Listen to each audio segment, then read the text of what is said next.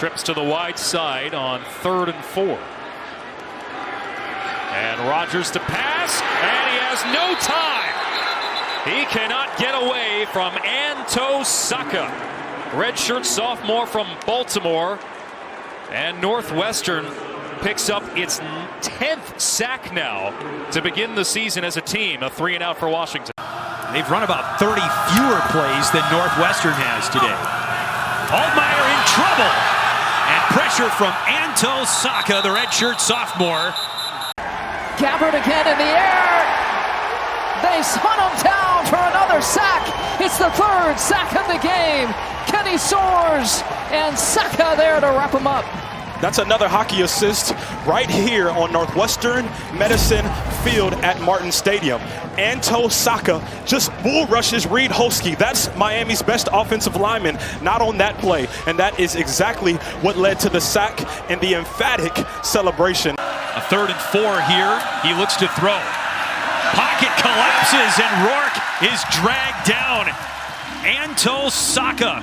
As we see the tenacity of Saka continue to uptick over and over again as he plays more football. There was a chip designed just to try and knock him off his rush, but he's got such great start and stop ability to be able to burst and finish at the QB. For Brown to come into the 3rd series. That's exactly what happens. He is a threat with his legs, brought down by Anto Saka there, who's leading the way on that tackle. And plenty of time and space to play with for Duke. Chasing a field goal. And it's Murphy, and Saka brings him down. Ball comes out. Ball comes out after Saka made the hit. And Northwestern saying they've got it, and they do. Eligible receivers to the field. Murphy pulls it down, and that ball is loose. And it lands on Saka, almost pulls him down on top of him. I don't think any body part touched the ground. Let's take a look. Maybe that shin, but we can't see the ball there. Caden Prather has him on the doorstep. And that is going nowhere. Anto Saka. 3rd down and 17. 4-man rush, and they still get there. Well, the remade offensive line, a problem early for Utah, and it's Anto Saka, who's an emerging star as a pass rusher. And they just move a game, and Saka comes right around the defensive tackle who's moving left to right. Nobody's there to account for Saka as they don't pass it off. This young offensive line having to play without a couple key pieces and a couple sacks on the first 3 plays. Critical 4th and 3. Northwestern brings 3. Paddock pressured, hit, and he's going to be sacked by Anto Saka. Corey, let's just look at this, because I thought Paddock, he hung on those guys too long. He had a chance to step up in that pocket and try to run for it. He was just hanging on Casey Washington and Isaiah Williams. And, you know, on 4th down, it's just a rule. You go man, you get an extra guy down in the box to take away the run game. And they're doing that right now. And Northwestern bringing some pressure, and Meredith goes down. You're going to see him right down here. Excellent job being able to get to the edge. They brought the extra guy inside. It was 5-on-5. You win your battle, you get yourself a sack.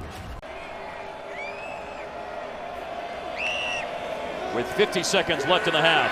And Aller, and he's hit as he throws.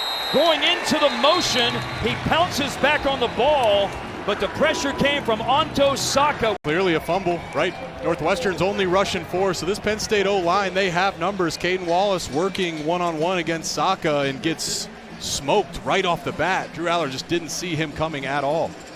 And you're spot on, it's a fumble. Saka clearly makes contact with his right forearm before the arm is going forward. Yeah. 3rd and long here for Hardison and the UTEP offense, and he will be dragged down.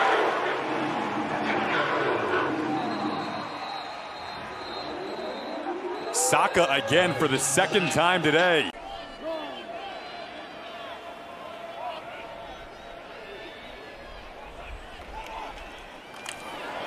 Absolutely met there at the line of scrimmage. Deion Hankins couldn't get past UTEP O-line. Anto Saka is a player who they use him in a variety of positions on the left edge, the right edge, sometimes even back at the 2nd level. I think when you're looking for additional guys who can penetrate into the backfield, Saka is a young player that I think presents some of that potential as you build this thing towards the future.